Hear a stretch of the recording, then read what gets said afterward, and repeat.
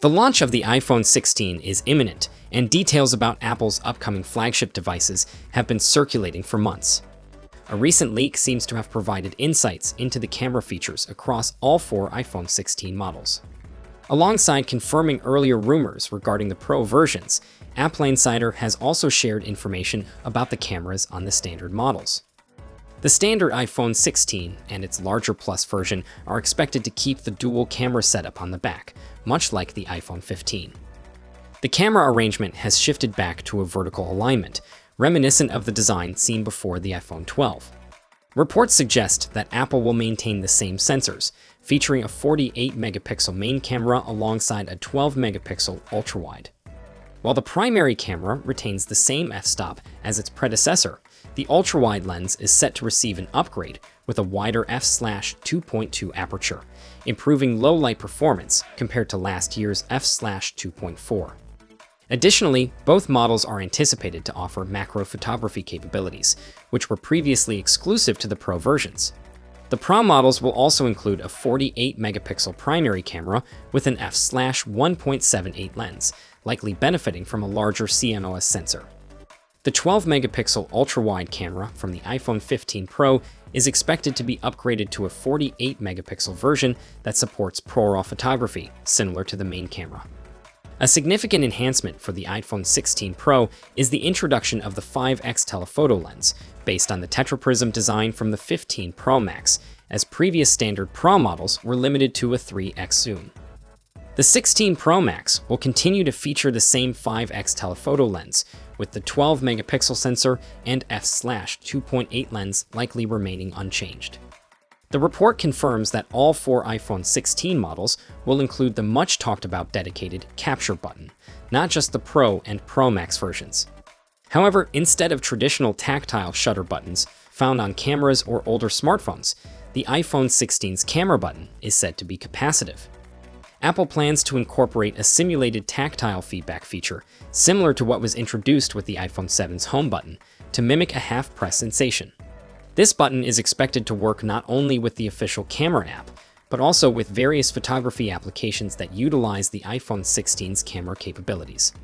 Additionally, Apple may provide developers with tools to implement other gestures, like swiping across the capacitive area, which could allow for more functionalities beyond the action button.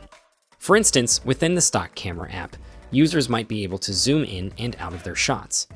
Furthermore, Apple is anticipated to support a wider range of image formats, including JPEG XL for handling larger files.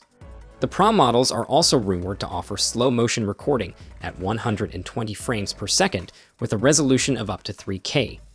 Now for those of you excited for the Apple iPhone 16 series, we're now going to run through the full specs design and the pricing for each model in the range to help you guys decide which one is right for you. For my regular viewers, you guys have seen this, so just skip to the next video. But if you're new here, then hit subscribe now, and we'll get right into it. So first up, we have the standard iPhone 16.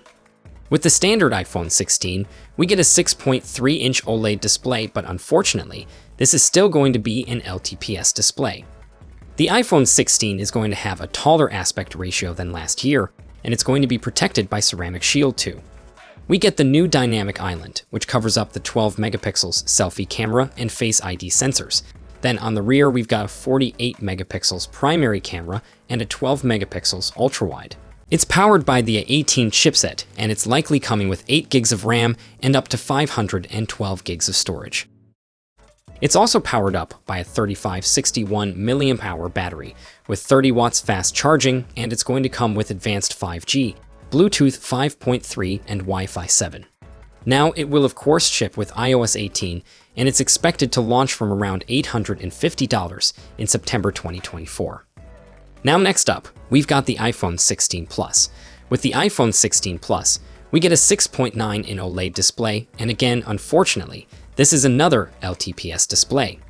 It's got a taller aspect ratio than its predecessor, and it's protected by Ceramic Shield too. We get the new Dynamic Island, which covers up the 12 megapixels selfie cameras and Face ID sensors. Then on the rear, we've got a 48 megapixels primary camera and a 12 megapixels ultra-wide. It's powered by the A18 chipset, and it's likely coming with 8 gigs of RAM and up to 512 gigs of storage. It's powered by a 4006 mAh battery with 30 watts fast charging, and it comes with the advanced 5G, Bluetooth 5.3, and Wi-Fi 7. Now, of course, it ships with iOS 18, and it's expected to launch for around $950 in September 2024. Next up, we got the iPhone 16 Pro. Now the iPhone 16 Pro has a 6.3 in 120Hz LTPO OLED display.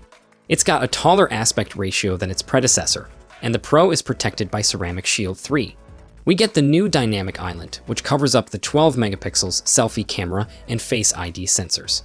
Then on the rear, we get a 48 megapixels primary camera, a 48 megapixels ultra-wide camera, then we've got a 12 megapixels tetraprism camera with 5 times optical zoom.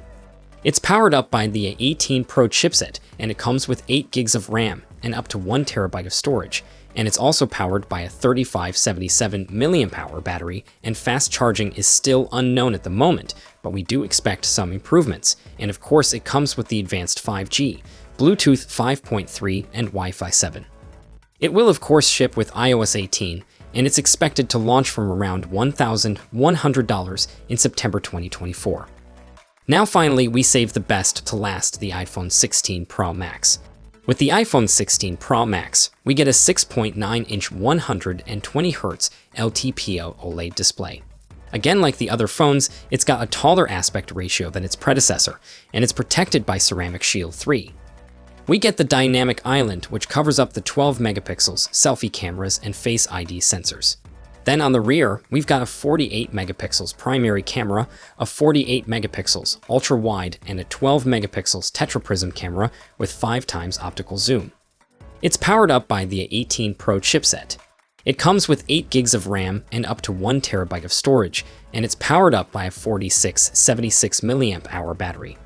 As with the 16 Pro, we don't know the fast charging at the moment, but we do expect to see some improvements.